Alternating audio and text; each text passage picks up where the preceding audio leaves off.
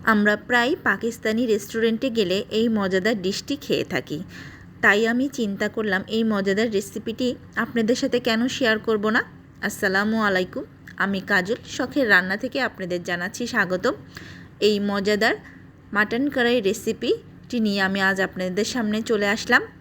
তাহলে চলেন আর দেরি না করে মূল রেসিপিতে চলে যাওয়া যাক। আমি এখানে কড়াইটা গরম করে নিয়েছি। গরম করে হাফ কাপ পরিমাণে তেল এখানে দিয়ে দেব। এটা একটু তেলটা বেশি দিতে হয়। আমি এখানে হাফ কাপ পরিমাণে তেল দিয়ে দিলাম। তারপর আমি এখানে মাটনের মাংস নিয়ে নিচ্ছি। এখানে 1 কিলো পরিমাণ মাটন নিয়ে নিলাম। এখন আমি এটা তেলের উপরে এভাবেই একটু ভেজে নেব। তারপরে যখন কালারটা এরকম হয়ে যাবে আর কিছুটা পানি ছেড়ে দেবে, তখন আমি এখানে রসুন বাটা দিব 1.5 চা চামচ আর আদা বাটা দেব 1.5 চা চামচ। এটা দিয়ে আমি আবার কিছুক্ষণ এটা ভালো করে নেড়ে চেড়ে দেব এভাবে। এতে আমি এখানে স্বাদ মতন লবণ দিয়ে দিচ্ছি। লবণটা আপনারা আপনাদের পরিমাণ মতন দিয়ে দিবেন। আমি এখানে 1.5 চা চামচ পরিমাণে লবণ দিলাম। দিয়ে এটা আমি ভালো করে নেড়ে চেড়ে মিশিয়ে নেব।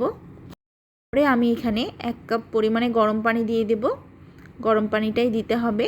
দিয়ে আমি এটা ভালো করে মিশিয়ে ঢেকে সিদ্ধ হওয়ার জন্য রেখে দেব। তারপরে আমি এখানে ঢাকনাটা তুলে নিচ্ছি। দেখেন পানিটা অনেকটা শুকিয়ে গেছে। তারপর আমি এখানে টমেটো নিয়ে নিয়েছি। এখানে আমি 4টার মতন টমেটো এভাবে ছোট করে একটু কেটে ভাগ করে নিয়েছি। তারপর আমি এখানে দিয়ে দেব। দিয়ে আমি আবার ঢাকনা দিয়ে ঢেকে টমেটোটা একটু নরম হওয়ার জন্য রেখে দেব। দেখেন আমার টমেটোটা একটু নরম হয়ে গেছে। এখন আমি উপর থেকে সব ছোলাগুলো তুলে ফেলবো এভাবে একটি চিমটির সাহায্যে। আপনারাও এভাবে তুলে নেবেন, কারণ এটা মুখে বাদলেও ভালো লাগে না আর দেখতে সুন্দর লাগে না। সেজন্য আমি সব ছোলাগুলো এভাবে তুলে ফেলতেছি। আপনারাও এভাবে তুলে নেবেন।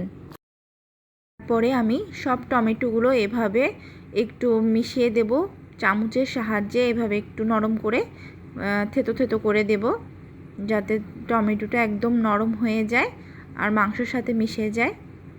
এভাবে একটু করে নিতে হবে। তারপরে সব টমেটোগুলো নরম হয়ে গেছে। এখন আমি এখানে কাঁচামরিচ দিব। এখানে আমি 8 থেকে 9টা কাঁচামরিচ ছোট ছোট করে কুচি করে কেটে নিয়েছি। তারপরে ধনের গুঁড়ো দেবো এখানে আমি 1.5 চা চামচ আর জিরার গুঁড়ো দেবো আমি এখানে 1.5 চা চামচ। এটাই মশলাটা দিলাম। দিয়ে আমি এটা ভালো করে মিশিয়ে নিচ্ছি। আমি এখানে কোনো রকমের শুকনা মরিচের গুঁড়া বা হলুদের গুঁড়া এগুলো ব্যবহার করব না।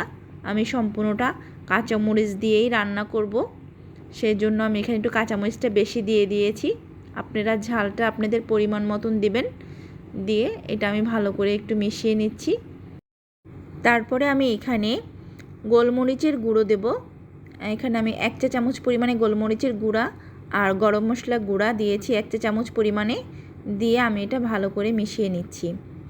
আমি বললাম তো ঝালটা আপনাদের পরিমাণ মতন আপনারা দিয়ে নেবেন। আমি এখানে কোনো রকমের শুকনা মরিচ ব্যবহার করব না, সেজন্য এখানে আমি গোলমরিচ দিয়ে দিলাম। কেউ যদি গোলমরিচ খেতে না চান না দিলেও হবে, কিন্তু গোলমরিচটা দিলে ফ্লেভারটা অনেক ভালো আসে। এই জন্য আপনারা দেওয়ার চেষ্টা করবেন। কষানো হয়ে যাবে, তেলটা উপরে চলে আসবে, তখন আমি এখানে 3 চা চামচের মতন টক দই ভালো করে ফেটে এটার ভিতরে দিয়ে দেব।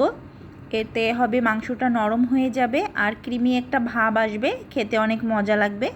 এই জন্য আমি এটা দিয়ে দিলাম। দিয়ে আমি এটা আবার একটু ভালো করে কষিয়ে নেব। তারপরে আমি এখানে ওই দইয়ের কাপটার ভিতরেই 1 কাপ পরিমাণে গরম পানি সেটা আমি দিয়ে দিলাম। এখন এতেই আমার মাংসটা সিদ্ধ হয়ে যাবে।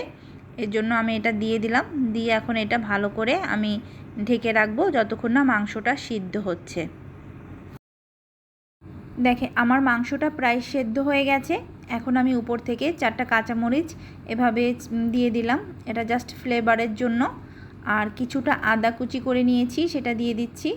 আদা কুচিটা যখন খাওয়ার সময় মুখে পড়ে খেতে অনেক মজা লাগে, এই জন্য আদা কুচিটা দিবেন, দিতে খেতে অনেক মজা লাগবে। তারপরে কিছুটা ধনে পাতা আমি এখান থেকে উপর থেকে ছিটিয়ে দেব।